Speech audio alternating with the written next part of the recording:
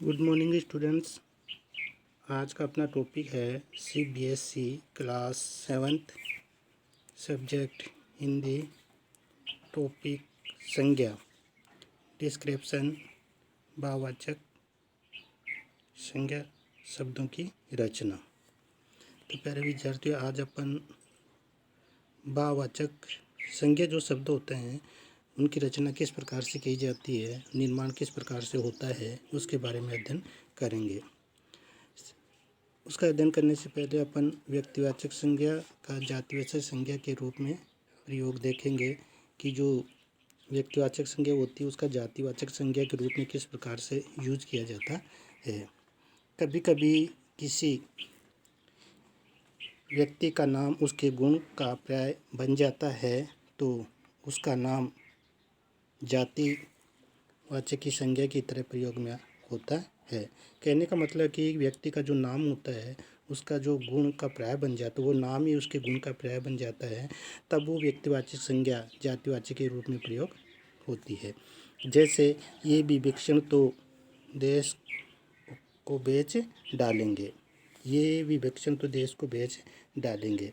अब यहाँ पर विभीषण जो शब्द है वो व्यक्तिवाचक संज्ञा है, लेकिन व्यक्तिवाचक होने की वजह से इसका जो गुण है, मतलब यहाँ विवक्षण का मतलब गद्दारों से होगा कि जो वो गुण है, तो इस गुण की वजह से जो गद्दारों अपने अर्थ ग्रहण कर रहे हैं उसकी वजह से जातिवाचक संज्ञा के रूप में ये होगा।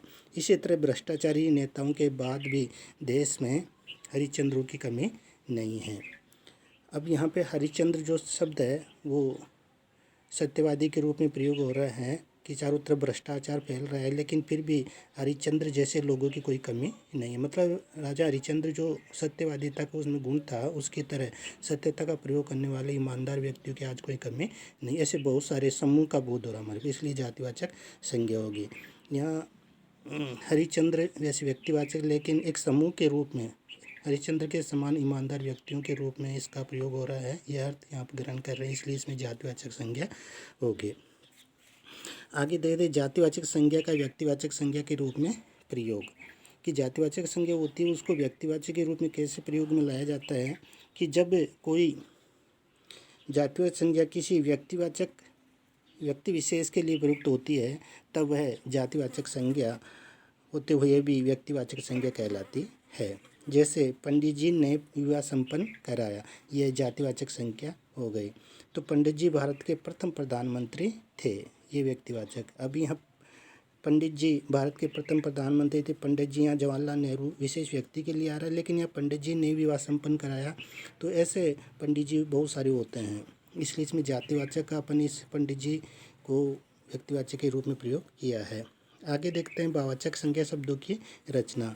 इसकी रचना या भाववाचक संज्ञा शब्दों की रचना 5 प्रकार से होती है, जिनमें पहला जातिवाचक संज्ञा से, सर्वनाम शब्दों से, विशेषण शब्दों से, क्रिया शब्दों से और अव्यय शब्दों से।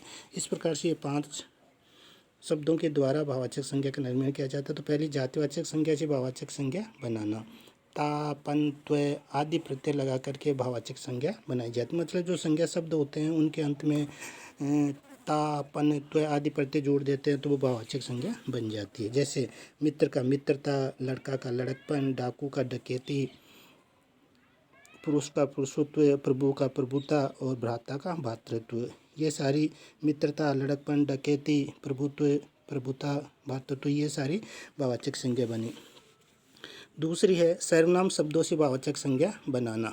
जैसे अहम का अहंकार, पराया का परायापन, आप का आपा, मम का ममत्व। इस प्रकार से ये सर्वनाम शब्दों से भाववाचक संज्ञा बन रही है। आगे देखते हैं तीसरा, विशेषण शब्दों से भाववाचक संज्ञा बनाना। जैसे ये विशेषण शब्द दिए हुए हैं, इधर भाववाचक संज्ञा बन रही है। जैसे कायर से कायरता, काला से कालीमा, खट्टा से खटास, चतुर से चतुराई और भक्त से भक्ति। ये भाववाचक संज्ञाएँ इन विशेषण शब्दों के द्वारा हुई है। आगे हैं नेक्स्ट, क्रिया शब्दों से भाववाचक संज्ञा बनाना। मतलब जो क्रिया शब्द होते हैं उनके द्वारा भाववाचक संज्ञा बनती हैं। जैसे ये क्रिया और भाववाचक संज्ञा। थकना, थकान, बहना, बहाव, चलना, चाल, गिरना, गिरावट, जलना, जलन, चढ़ना, चढ़ाई, ये सारी क्रियाएं जो हैं इनसे ये भाववाचक संज्ञाएं बनाई गई हैं। नेक्स्ट है अव्यय शब्दों से भाववाचक संज्ञा का निर्माण, मतलब अव्यय शब्दों से भाववाचक संज्ञा बनाना। जैसे एक तरफ अव्यय शब्द दिया हुआ है, दूसरी तरफ भाववाचक संज्ञा दी हुई है। तो पहला है अव्यय शब्द ऊपर से ऊपरी, दिक से दिकार, वाह से वाहवाही। इसी तरह मना से मनाही, समीप से समीपता और शीघ्र से शीघ्रता। तो प्यारे विद्यार्थियों, इस प्रकार से ये 5 प्रकार से भाववाचक संज्ञाओं का निर्माण किया गया है। धन्यवाद।